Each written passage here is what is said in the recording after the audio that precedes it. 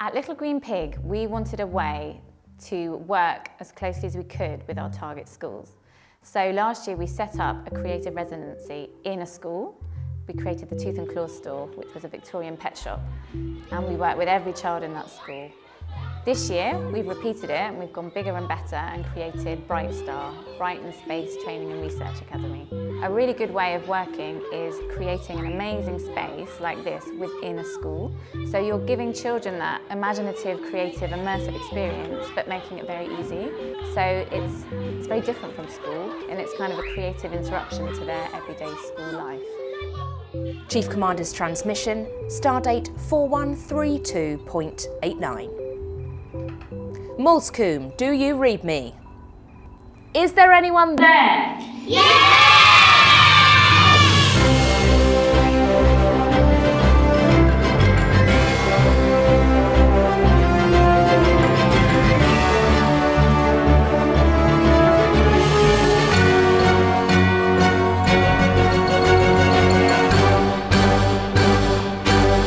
We were doing Stars and Space as a science project. I was saying, how can we turn our classroom into a space station?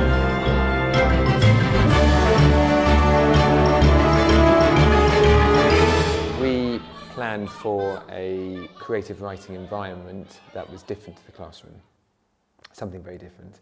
And I think to have an experience more than just writing a story, so having different elements of multi-sensory activities and immersing each child of the school in something that would be unforgettable, and that would really inspire them and spur them into creating some wonderful stories that came out of being in this space. I thought it was quite different to class. It looked fun, and I was just really intrigued just to find out what it was. If you can take away the school and create an atmosphere for them, then they do the work, really. It's the imagination. Once the imagination kicks off. It was amazing. I mean, my TA was actually crying with joy as she was watching these children that wouldn't actually put a mark on the paper. And they were writing, because the place was so inspiring, every single part of what they were looking at. Sensory stuff, so the smells and touch, promoting that kind of creative thinking. It was quite an experience. Yeah, it was great. I came to visit one of the workshops, and the TA came to find me and said, I just have to tell you, this is an amazing space. And he was working one-on-one with a boy with autism, and said he is normally very switched off, very disengaged, would never put his hand up. I can't believe how he is behaving and interacting in this space. He is completely inspired. There's so much here going on to interest and excite him that he can't wait to pick up a pencil and start writing. And it's those kind of individual stories and seeing the effect it has on those individual children and those stories from the TAs and the teachers where I know that we've made a massive difference from creating this space. The thing I liked being a storyteller as well was the way that as they wrote their story, they could see it on the screen and it was coming to life for them. And the illustrations as well. I mean, half the class aren't readers, so to have somebody on there just doing these incredible illustrations of what they said is so empowering. It gives people, anybody, children or adults, it would empower them to want to do more, you know. So it promoted my topic, it gave everybody in the class a lot more confidence, and they did some really cracking bits of writing off it as well. I think it inspired me to add more detail into my writing and add, to paint a picture to help do that in my writing.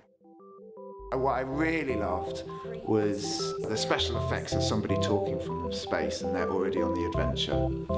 I need you to create stories about what this message could mean. My name of the story is The Attack of the Rainbow Jellyfish. I got the idea from when we were looking around this place. I saw this glass bottle, and then it had this rainbow jellyfish inside it, and it was labelled and identified alien. So then I thought that would be a nice idea for a story. I saw the control panel that definitely gave me some ideas in my story. for many of them, I didn't even have to ask them to pick up the pencil and to start writing their name. And that's the beginning, really, of the pencil in hand and the writing journey that they're on.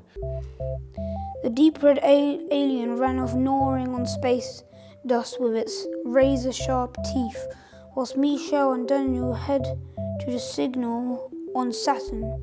Throughout the workshop, myself and all the volunteer story mentors kind of reiterate and emphasise the importance of and value of their imagination and their own stories. He saw the giant saucer with fully loaded gloopy sticky slime launchers. "We've got to get out of here," shouted Dave. Well, really, he ran. And that really culminates at the end and kind of a showcase of their writing and sharing, giving positive feedback, listening actively, lots of applause. For me, that's one of the greatest parts of the workshop at the end, to hear the stories. And that's a lovely, just very pleasurable part of my job here, because that's what it's about.